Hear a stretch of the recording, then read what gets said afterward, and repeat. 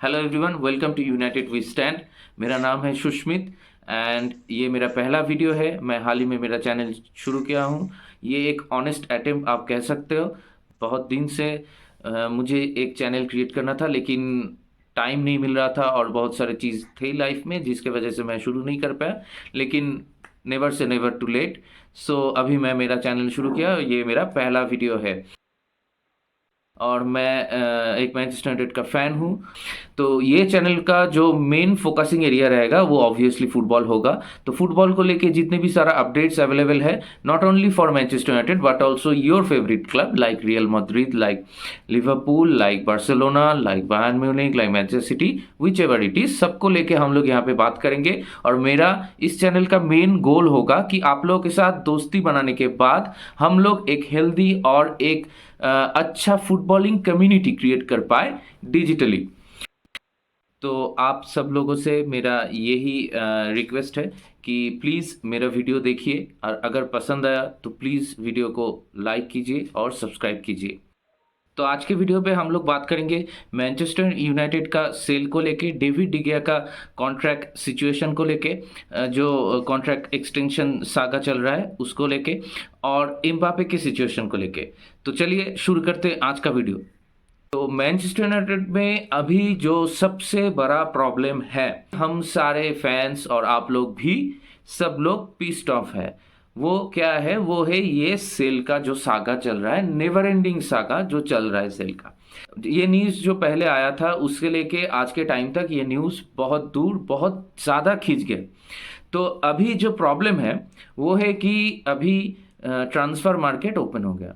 तो transfer market open हो गया और जितने सारे क्लब्स हैं, not only clubs like Arsenal, Liverpool, Chelsea, but also clubs like Brighton, Brentford, even West Ham, Aston Villa, Newcastle, ये सारे जो क्लब्स हैं जो अभी बहुत टफ कंपटीशन दे रहे हैं और फ्यूचर में भी देंगे, ये लोग भी अपना ट्रांसफ़र प्लान, इन लोगों के पास ट्रांसपेरेंट है और इन लोगों के पास एक क्लियर प्लान है कैसे ये लोग प्रोग्रेस करें ट्रांसफर विंडो में। और अगर आप देखें तो हाल ही में आ गया latest update that Newcastle has approached Barella 50 million pounds के प्राइस टैग के लिए। वो लोग अप्रोच कर रहे हैं बरेला को लाने के लिए आउट ऑफ नोवेयर। न्यूकैसल कहाँ से ये चीज़ पुल ऑफ कर रही है, हम लोगों को कोई आइडिया नहीं है। एक्चुअली आइडिया हम लोगों को नहीं है, नहीं एक्चुअली आइडिया हम लोग के क्लब ओनर को नहीं है, क्योंकि हर दूसरे क्लब के पास, वो कितनी भी छोटा क्लब हो या मॉडरेट क्लब हो या बड़ा क्लब हो, उनके पास एक ट्रांसफर प्लान है और वो लोग के पास ऐसे करके plan A, plan B, plan C, ऐसे करके उन लोग के पास बना हुआ है। मानता हूं कि हम लोग के पास ऐसा स्काउट का स्ट्रक्चर, नेटवर्क नहीं है, लेकिन फिर भी हम लोग थोड़ा तो ट्रांसपेरेंट हो ही सकते हैं हम लोग ट्रांसफर प्लान के लेके। दूसरा पहलू क्या है इसका? दूसरा पहलू है ये सेल का सागा। जब तक सेल का सागा नहीं खत्म होता, मान लीजिए आप लोग, ट्रांसफर का कोई भी प्रोग्रेस नहीं होगा जब तक ये सेल का सागा जो है ये खत्म नहीं होगा। ट्रांसफर में हम लोग ऐसे पीछे ही खड़े रहेंगे। हम लोग के साथ हर दूसरे प्लेयर का हमेशा लिंक ही होगा और हम लोग मॉनिटर ही करेंगे। हम लोग पर्सनल टर्म्स तक एग्री कर सकते हैं, लेकिन हम लोग फी का या फिर जो बीट कहते हैं, हम लोग वो बीट नहीं पुट ऑन कर सकते। क्यों? क्योंकि जब तक ट्रांसफर सागा खत्म नहीं होता, हम लोग के पास वो पैसा ही नहीं है। आप लोगों को क्यों लगता है ये जो डेविड डिगिया को लेके जो सागा चल रहा है कि डेविड डिगिया का कॉन्ट्रैक्ट, जो न्यू कॉन्ट्रैक्ट जो साइन नहीं हो पा रहा, उसका क्या कारण हो सकता है? आपको क्या लगता है? मैं आप लोगों को एक दूसरे नजरिए से इस चीज को देखने के लिए थोड़ा बोल रहा हूँ कि आप सोचिए कि डेविड डिगिया का जो ये न्यूज आया था, ये आया था लगभग 2 से ढाई महीना पहले। फिर भी उसमें कोई भी प्रोग्रेस नहीं है कि एक प्लेयर जो क्लब में है उसका एक कॉन्ट्रैक्ट, एक छोटा सा जो कॉन्ट्रैक्ट है उसको साइन नहीं कर पा रहा है। मतलब हालांकि कॉन्ट्रैक्ट का प्राइस छोटा नहीं है, लेकिन कॉन्ट्रैक्ट मैं बोल रहा हूँ कि एक साइन नहीं कर पा रहा है, एक डिसीजन नहीं बन रहा है। क्यों एक डिसीजन नहीं बन पा रहा है? इसका सबसे बड़ा कारण यही है कि मैनचेस्टर यूनाइटेड के पास अभी वो बजट नहीं है। अगर देखो, लास्ट समर विंडो में हम लोग अबव 200 मिलियन खर्चा कर चुके हैं ऑलरेडी। और जनवरी ट्रांसफर विंडो में आपको मालूम ही था कोई बजट नहीं था, इसलिए वाउट वेगस जैसा प्लेयर को हम लोगों को लोन पे लेना पड़ा। लेकिन अभी इस ट्रांसफर विंडो जबकि ओपन हो चुका है, फिर भी डेविड डिगेया का हम लोग एक छोटा सा सिग्नेचर नहीं ले पा रहे हैं क्योंकि पैसा ही नहीं है। ये बात नहीं है कि डेविड डिगेया सोच रहा है कि कौन सा प्लेयर आएगा उसके हिसाब से मुझे फर्स्ट 11 में कितना टाइम मिलेगा उसके हिसाब से मैं साइन करूंगा, ये बात मुझे नहीं लगता सच है। और दूसरा जो बात है जो मैं सोच रहा था कि एरिक टेन हाग की पर्सपेक्टिव से कि अगर ये सेल हो जाए तो फिर मुझे पता चलेगा कि मुझे पास कितना बजट आएगा और उस हिसाब से मुझे मालूम पड़ेगा कि मैं क्वालिटी कीपर जो आज के मार्केट के प्राइस में आपका 60 या 70 मिलियन तो मिनिमम लगेंगे, उसके हिसाब से मैं ला पाऊंगा, तो मैं डिसीजन ले पाऊंगा कि मुझे डेविड डिगेया का कॉन्ट्रैक्ट को एक्सटेंड करना है कि नहीं करना है। ये जो लॉजिक है ये मुझे ज़्यादा लॉजिकल लग रहा है कि ये हो सकता है। और सबसे बड़ा चीज़ यही हो सकता है कि अभी यूनाइटेड के पास कोई पैसा ही नहीं है, इसलिए हम लोग मेसन माउंट के केस में भी जा नहीं सकते। हालांकि वो एक अलग चीज़ है कि 40 मिलियन से ज़्यादा 50 मिलियन से ज़्यादा मुझे नहीं लगता कि यूनाइटेड को अप्रोच करना भी चाहिए। और दूसरा अगर बात आपको देखो कि जितने भी स्ट्राइकर्स के साथ हम लोग लिंक्ड हो रहे हैं उनके साथ जो न्यूज़ आ रहा था बीच में कि एरिक टेन हाग का वीडियो कॉल चल रहा है, ये चल रहा है, वो चल रहा है, फलाना ढमकाना, लेकिन कोई बात नहीं। जो मेन मैटर है वो यही है कि पैसा नहीं है हम लोग के पास। जब तक ये सेल्स का सागा खत्म नहीं होगा तब तक ऐसे ऐसे चलता रहेगा और ये बात अच्छा नहीं है कोई भी यूनाइटेड फैन के लिए, और ये बात अच्छा नहीं है खुद क्लब के लिए और क्लब के इमेज के लिए जो अभी क्राइसिस में है। अब देख सकते हो कि मैनचेस्टर सिटी जब ट्रेबल जीतते उसके बाद हम लोग जोनाथन पिकफोर्ड के साथ हम लोगों का लिंक आ रहा है। कतर में जो न्यूज़पेपर है वो शेख जसीम हल्थानी का जो पिताजी का एक न्यूज़पेपर है, वहाँ पे एक रिपोर्ट आया था कि ऑलरेडी इंटरनल डिसीजन हो चुका है कि कतर बीट जीत चुका है। उसके बाद से क्या हो रहा है, शेयर प्राइस बढ़ रहा है और हर एक यूट्यूब क्रिएटर्स यही बात बोल रहे हैं, जो मैं फॉलो भी करता हूँ दूसरे लोगों को वो भी यही बात बोल रहे हैं। तो अगर इस चीज़ को लेके मेरा एक ही पॉइंट बोलना है कि आप लोग जब देख रहे हो कि ये जो शेयर का प्राइस है वो बढ़ रहा है, तो ये जो शेयर का प्राइस है ना, ये जो लोग शेयर खरीद रहे हैं इसलिए तो प्राइस बढ़ रहा है ना, कि ज़्यादा लोग शेयर खरीद रहे हैं इसलिए प्राइस बढ़ रहा है। तो जो लोग शेयर खरीद रहे हैं वो भी मैनचेस्टर यूनाइटेड का, आप लोगों को लगता है कि वो लोग इतने बेवकूफ़ है कि एक न्यूज़ निकलता है शेख जसीम के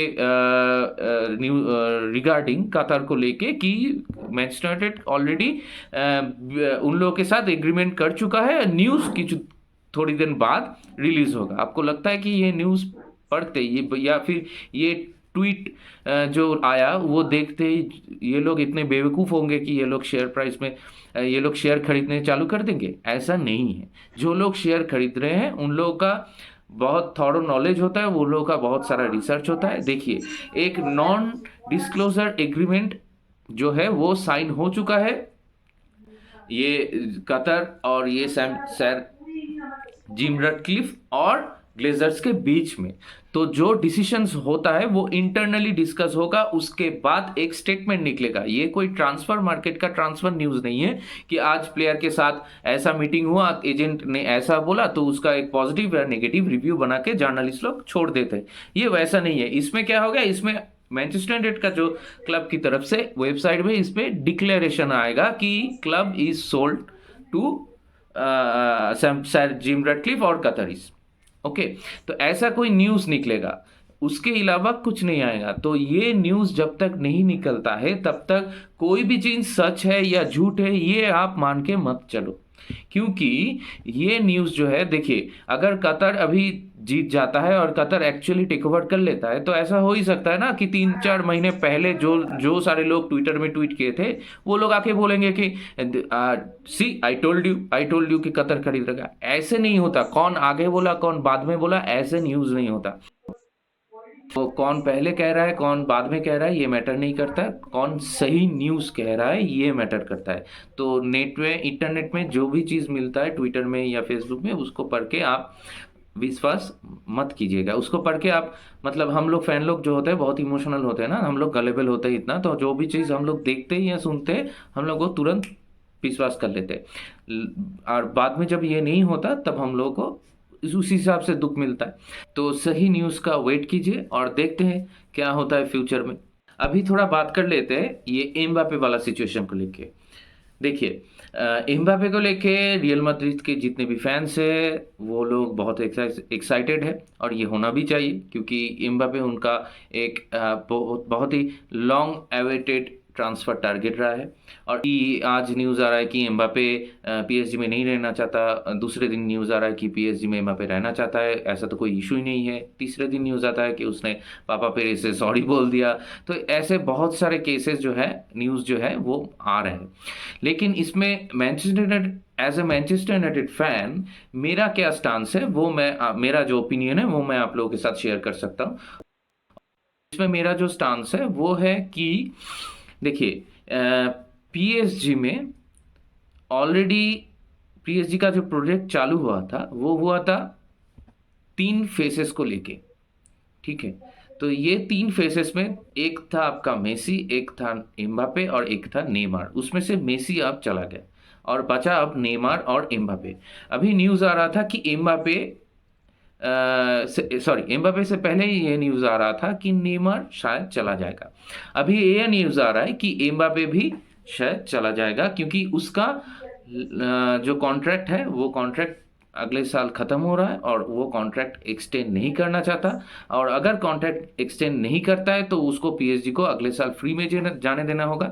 और पीएसजी ये क्यों चाहेगी, तो एम्बापे को तो फ्री में वो लोग जाने देंगे नहीं।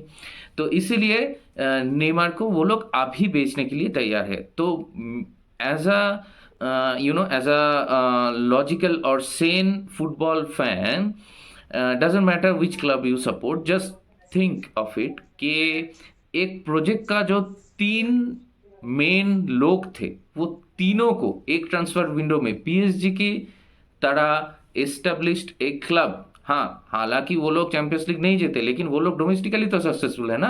पीएसजी का नाम सबको मालूम है, बच्चे बच्चे को मालूम है, तो वो लोग सक्सेसफुल है उस हिसाब से।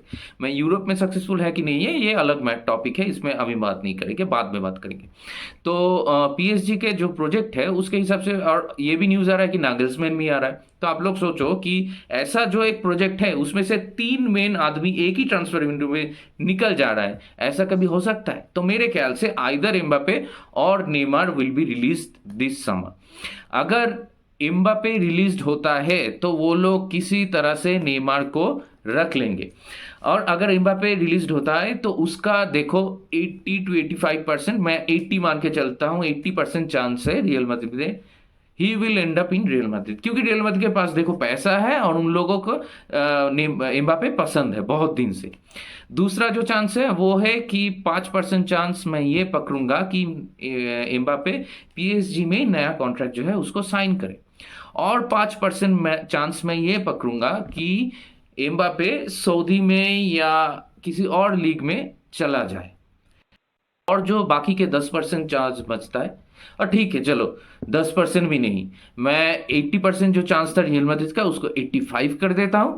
तो यहाँ पे लास्ट में आखिरी के जो 10 बचे थे उसमें से 5% चांस रहेगा, वो 5% चांस मैनचेस्टर यूनाइटेड का है। क्यों?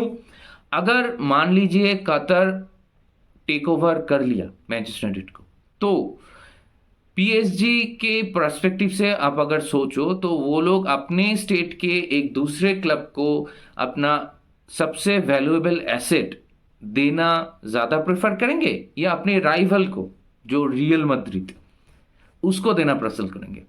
मुझे नहीं लगता। उस केस में रियल मैड्रिड के चांसेस ज़्यादा है। हाँ, अगर उस केस में एम्बापे के साथ आपका रियल मैड्रिड का एग्रीमेंट हो जाता है, पापा पेरेस उसको कन्विंस कर लेता है, तो एम्बापे का एक स्टांस होगा कि नहीं मेरा प्रेफर जो है वो रियल मैड्रिड है। लेकिन फिर भी किस क्लब में एम्बापे को पीएसजी बेचेगा इसका डिसीजन पीएसजी लेगा। तो हो सकता है कि पीएसजी एम्बापे को इस चीज़ में मना भी ले, क्योंकि यूनाइटेड के पास अभी एक प्रोजेक्ट दिख रहा है, और यूनाइटेड एम्बापे के पास जाने के बाद उसको ऐसे अप्रोच कर पाएगा कि देखो हम लोग का प्रोजेक्ट का जो मेन फेस होगा वो तुम होगे, हम लोग का जो टीम बिल्डिंग होगा वो तुम्हारे अराउंड होगा, और इसमें और एक चीज़ जो है, जो इसमें ज़्यादा स्पाइस ऐड कर देता है, वो है कि प्रीमियर लीग में ऑलरेडी हालांड है। प्रीमियर लीग में ऑलरेडी आप देख चुके हैं हालांड पहले सीजन में क्या कर चुका है, और अब हम सब लोगों को पता है कि after Messi and Ronaldo there will be Mbappe and Haaland rivalry, there will be Mbappe and Haaland, जो राइवलरी शुरू हो चुका है ऑलरेडी, यही चलेगा।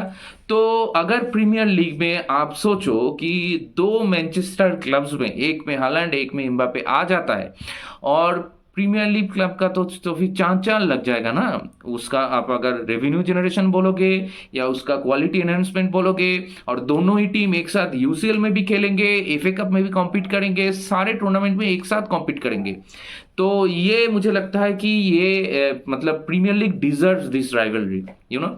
तो देखने का मतलब देखते हैं ये डील होता है कि नहीं। उससे पहले तो बहुत बड़ी जो चीज़ है वो है मैन यूनाइटेड का टेक ओवर। हम लोग का टेक ओवर जब तक नहीं होता तब तक कुछ भी नहीं होगा। अगर टेक ओवर हो जाता है तो कुछ भी पॉसिबल है, ऐसा मेरा मानना है, क्योंकि फुटबॉल की दुनिया ऐसा ही है। आज कुछ ऐसा न्यूज़ आ रहा है, कल हो ही सकता है कि पूरा 180 डिग्री उल्टा न्यूज़ आए। तो एज अ फैन हम लोग, मालूम है हम लोग बहुत इमोशनल है, गलिबल है, तो हम लोग जो भी पढ़ते हैं हम लोग उसको सोच के थोड़ा इमोशनल हो जाता है। हम लोग बहुत सारे चीज़ को ठान लेते हैं कि ये होगा ये होगा ये होगा, लेकिन जब तक ये नहीं होता तब हम लोग बहुत निराशा होते, हम लोग बहुत हर्ट होते हैं। तो इस चीज़ को लेके उतना सोचिए मत। मेरा ये सिर्फ एक छोटा सा थॉट था, ये मैं आप लोगों के साथ शेयर किया।